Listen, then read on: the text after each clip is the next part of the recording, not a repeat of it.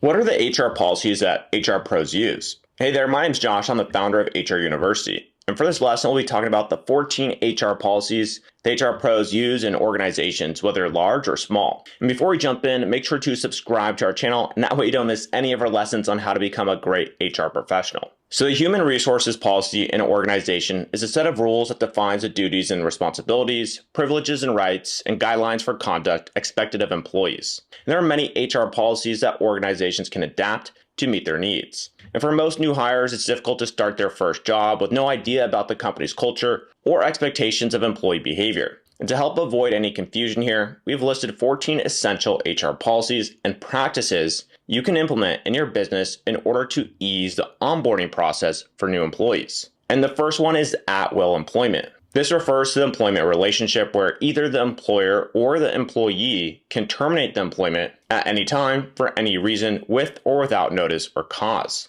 An employee should not expect any job security beyond their current moment in time. In addition, they can leave on account of logical reasoning. And the second HR policy is breach of contract. A breach of contract is a legal term that refers to the failure of one party to fulfill their obligations under a contract without a valid legal excuse. And employers can terminate employees for breaching company policies. And this policy protects employers against unjustified termination claims. In any case of a breach of contract, it is important for the non-breaching party to document the breach and seek legal advice in order to determine the appropriate course of action. And the third policy is non-compete, confidentiality, and employment contracts. These contracts restrict the employee's ability to compete against the employer during and after their employment, prohibit an individual from disclosing confidential information that they may have access to during their employment or engagement with a company, and outline the terms and conditions of their working relationship. Now, while these contracts may be updated when necessary,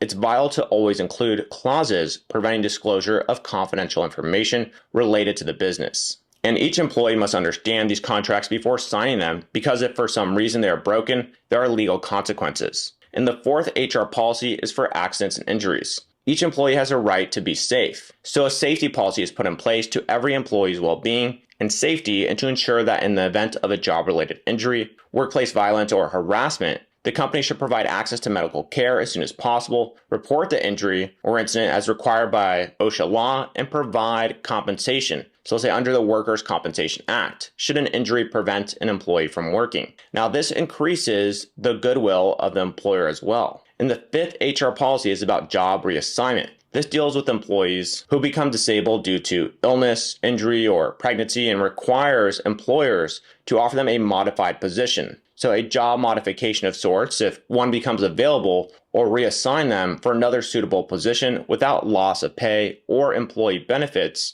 when their condition improves, so long as this doesn't result in additional expense for the organization. And job reassignment imparts a sense of security and comfort to a temporarily disabled employee. And the sixth policy is the lactation policy. This is designed to ensure that nursing mothers can express themselves at work when providing milk to their babies and provide it to their children without fear of being harassed or discriminated against by coworkers, supervisors, customers, visitors, or other business associates. And the seventh policy covers attendance and leaves. The attendance policy deals with absenteeism, tardiness, and taking time off. And we can never anticipate sickness or other emergencies before they happen. And employees may find themselves needing to take leave from work even when their leaves are up. Therefore, having a good attendance policy in place is vital. A leave may qualify as a reasonable accommodation under the Americans with Disability Act, or ADA. And it's important for employers to have a clear, concise, and up-to-date attendance and a leave policy in accordance with laws such as the ADA and the Family and Medical Leave Act, so the FMLA. And the eighth HR policy is a code of conduct. A code of conduct is a set of guidelines that outlines expectations and principles for ethical and professional behavior within an organization. It's a document that specifies the standards of behavior and decision-making that are expected of employees, members, or other individuals associated with the organization. And this policy also includes a company's dress code, or how flexible the organization is in allowing types of clothing that their employees may wear. And a company's code of conduct should clearly detail in writing what actions or behaviors are deemed acceptable or unacceptable.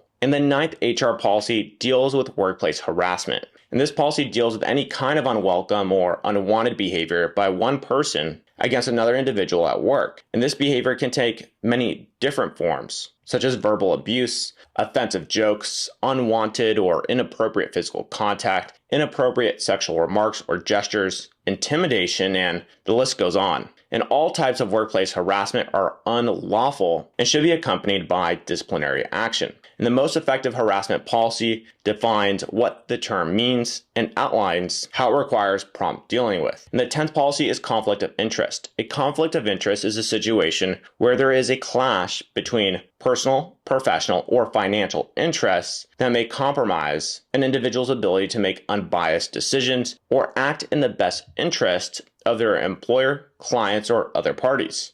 And a policy on conflict of interest outlines the rules regarding an employee's personal interest challenging the interests of the company. And the 11th HR policy covers vacation and paid time off, or PTO. An employee should have the opportunity for at least 20 days off per year, or an average of 5 weeks of vacation annually. And paid time off, or again PTO, can be accumulated and taken as one continuous block when it occurs. Employees can take their PTO as they like, however, not more than 40% of the total amount accrued in any given 12-month period. And PTO includes annual leaves, sick leaves, personal days, bereavement days, and public holidays, as well as more. And the 12th policy covers benefits and perks. Employees must identify perks and benefits up front. And this includes things like health insurance, retirement plans, 401k, paid time off, so again, PTO that is provided by the company or as part of a union contract, and much more here. And the employer may also identify, where possible, any financial incentives they have for differentiating themselves from other companies in their field. And benefits can also include any items not related to salary, such as dental coverage, vacation days, time off allotment, sick leave accrual rates, holiday leave availability, and time utilized each calendar year with compensation, and so on. And the 13th policy is about employee termination and resignation. The policy should include termination and resignation timeframes, as well as an explanation of all employment laws, including those that apply to discriminatory practices and payroll deductions. And when it comes to employee termination, employers might have specific steps that they follow when terminating employees, such as a formal meeting with HR and the employee in question before announcing dismissal from their position. And for resignations, employees must give a 2-week notice if they intend to resign from their position. And in some cases, employers require new hires to sign arbitration agreements that state disputes between them, and the company won't go through legal proceedings, but rather through private mediation sessions ahead. And the last HR policy I will talk about is the social media policy. This policy assures that the personal opinions of employees don't represent their company. It is recommended that employees use disclaimers, phrases such as opinions aren't my own or opinions are my own, to avoid misunderstandings or impressions that anything they post on social media is authorized by the company or organization they work for, or are values or opinions held by the company.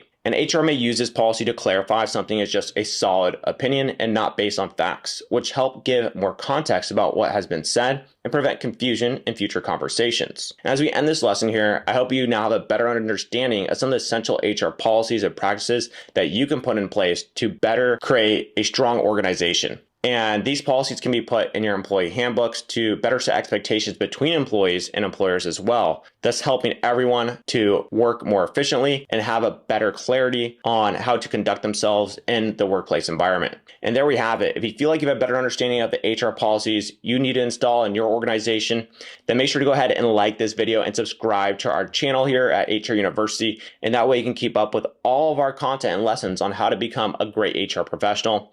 And again, my name is Josh. I'm the founder of HR University, and I'll go ahead and see you in some of our following lessons. Cheers.